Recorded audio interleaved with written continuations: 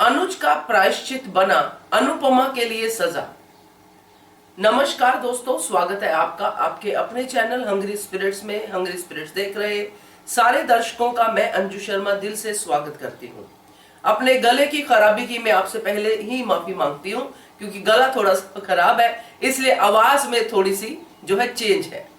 तो बात करते हैं अनुज के प्रायश्चित की, जो हमें आज की कड़ी में दिखाई दिया। अनुज कहते हुए सुनाई दिया कि मैं तुमसे दूर रह के ही यही मेरा प्रायश्चित है। तो ये कैसा प्रायश्चित है दोस्तों?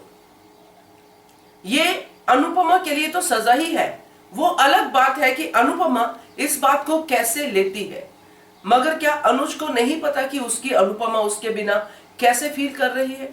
चलिए चर्चा करते हैं। पहले वही निवेदन, जिन्होंने अभी तक चैनल को सब्सक्राइब नहीं किया है कृपया कर लीजिए।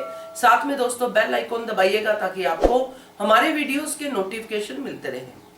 अनुज नहीं मिला अनुपमा से, गिल्ट की वजह से इतना ज्यादा परेशान हो गया कि भाग ही गया। जो भाग जाते हैं दोस्तों, वो कभी भी सामना नहीं कर पाते हैं सच्चाई का, क्योंकि अनुज जैसे लोगों में हिम्मत ही नहीं बचती है। गिल्ट इतना हावी हो जाता है कि सच का सामना करने की हिम्मत ही नहीं रहती है। यहां पे जरूरत होती है ऐसे साथियों की, जैसा कि अंकुश है, जो आपको और ज्यादा स्ट्रॉन्ग करें, आपको उस काम को करने के लिए बल दें जो आपको करना चाहिए। मगर अनुज ऐसे लोगों से घिरा हुआ है जो चाहते ही नहीं है कि अनुज और अनुपमा आमने सामने हो। यहां पे एक छोटी स्ट्रॉन्ग खेल सकती है, मगर छोटी तो अब दिखाई ही नहीं दे रही। जिसकी वजह से ये सारी प्रॉब्लम शुरू हुई वो दिखाई ही नहीं दे रही। तो बात यहां पे ना तो छोटी की है ना किसी और की है दोस्तों। अगर मैं अपने तरीके से इस बात को कहूं तो ये बात सिर्फ और सिर्फ अनुज की है। अनुज ने इतनी बड़ी गलती की, गुस्से में जो भी उसके इमोशंस थे उसमें गलती कर दी, मगर अब तो कोई गुस्सा नहीं है, अब तो प्यार है। और वो बोल रहा है बार बार कि मुझे प्यार है। तो जब प्यार दोनों का है, झगड़ा दोनों का है, तो प्रायश्चित तुम अकेले कैसे कर रहे हो? अगर प्रायश्चित ही करना है तो फेस करो अनुपमा को, अनुपमा के साथ रहो। तब तुम्हें बार बार वो गिल्ट याद आएगा कि मैंने अनुपमा के साथ कितना बुरा किया। तब तुम्हारे अकेले का प्रायश्चित होगा। अनुपमा से दूर रह के आप उसको किस बात की सजा दे रहे हो? उसने क्या गलती की है? यही कि अनुज से प्यार किया। ये कैसा प्रायश्चित है भाई? ये तो बचना हो गया कि आप अपनी इस बात को कोई नाम देना चाहते हो, आप अपने इस फियर को, इस डर को कोई नाम देना चाहते हो, इसलिए आपने कहा कि मैं प्रायश्चित करना चाहता हूं, मैं अपनी अनुपमा से दूर रह के, और यही मेरा प्रायश्चित है। ये कैसा प्रायश्चित है? अब ये धारावाहिक कुछ अलग ही ट्रैक में जा रहा है, जो सच में, जैसे कि आप सब बोलते हो, कोई शिक्षा नहीं दे रहा है। अनुपमा से हमें बहुत कुछ सीखने को मिल रहा है, उसमें कोई दो राय नहीं है।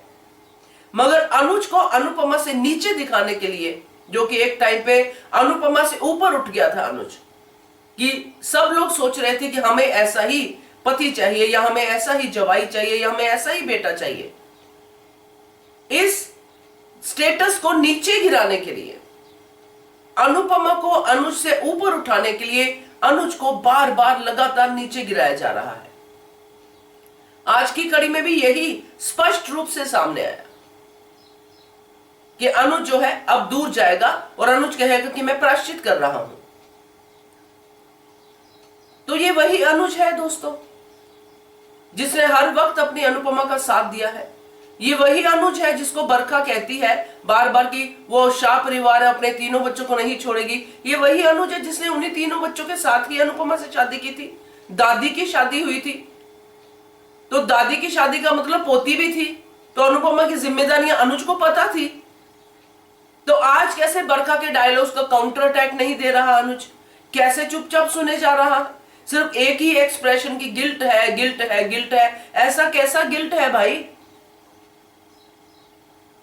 जो सिर्फ और सिर्फ अनुपमा को ही तकलीफ देने के लिए है?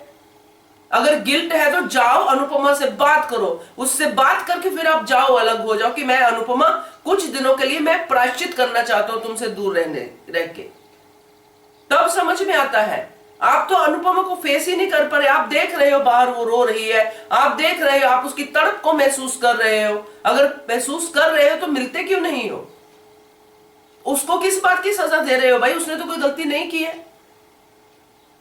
उसने तो वही किया है जो उसने शादी से पहले कमिट किया था कि अपने परिवार के साथ वो तुम्हारे साथ शादी करने के लिए तैयार हुई थी, तुमने भी एक्सेप्ट किया था। अब अचानक से छोटी के आने के बाद तुम्हारा रवैया चेंज हो गया। उसके लिए उसने माफी भी मांग ली, उसमें हिम्मत है माफी मांगने के सामने से। मगर आप क्या कर रहे हो? आप इस बात को प्रायश्चित का नाम दे रहे हो।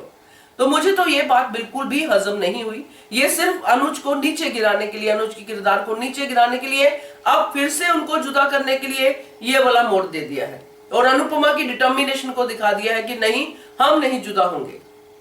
मेरे अनुज का गिल्ट भी कम होगा। अनुपमा जानी जान है, वो सब जानती है।